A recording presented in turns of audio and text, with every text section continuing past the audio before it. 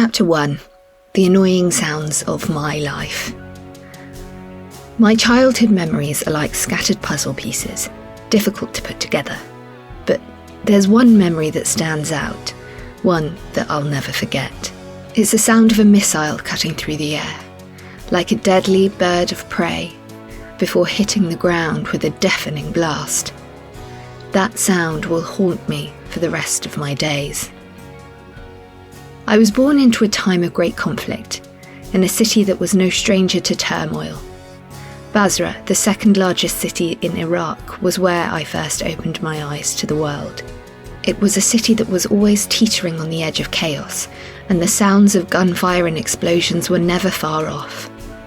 I was just 2 years old when the Iraq-Iran war began, a conflict that would go on to shape my entire childhood.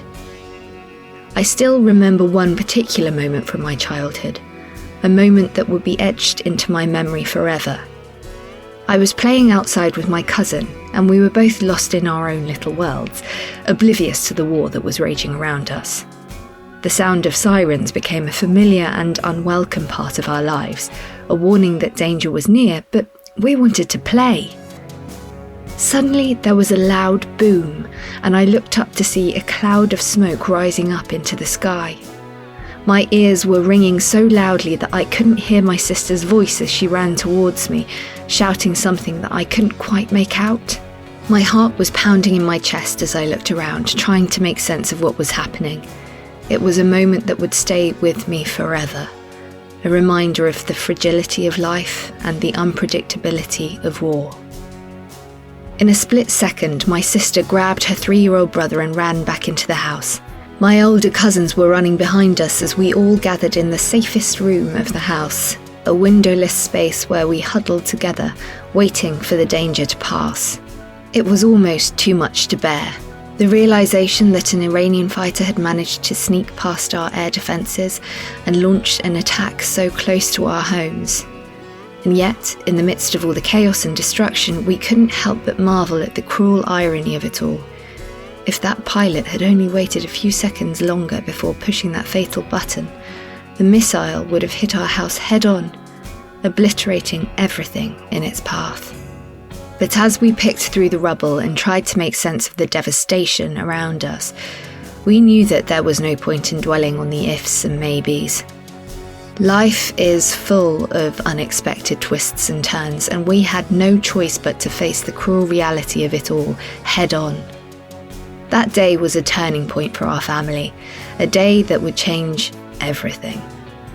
My father, a man who had won an Olympic medal for his country, knew that it was time for us to leave Basra.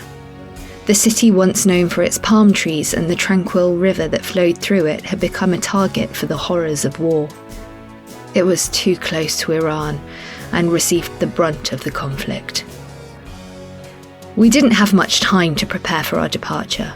Clothes were hastily packed, and within moments we were on the move. 2 cars were enough to carry my family of 7, my parents, 4 siblings, and me. The journey to Baghdad, a distance of 8 hours, was a blur to me. Emotionally and mentally drained, my mind had shut down, and I couldn't even recall the events of that journey. As we made our way from Basra to Baghdad, the landscape around us began to change, morphing into a bustling metropolis that felt like a world away from the quiet, dusty streets we had left behind.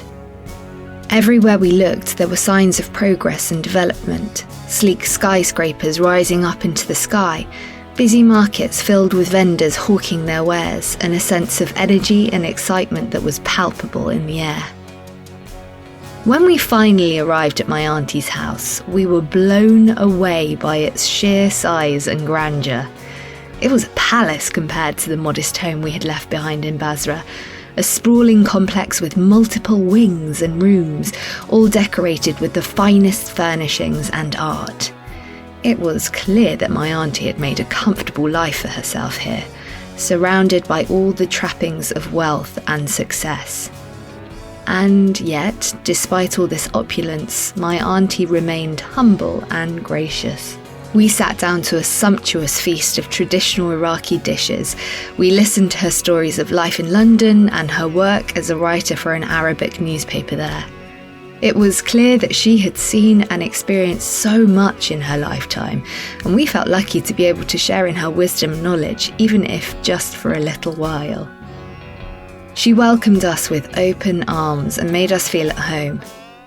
Her kindness lessened the impact of what had happened to us. The trauma of leaving behind everything we knew and loved with every metre those two cars moved away from our old life in Basra. We were staying with her 2 unmarried sons and a daughter, and we quickly became close. For a while, I forgot that we were in a house that wasn't our own. If you enjoy hard copies and would like to read this book, the link is provided in the description section below. It is also available as audiobook on Amazon.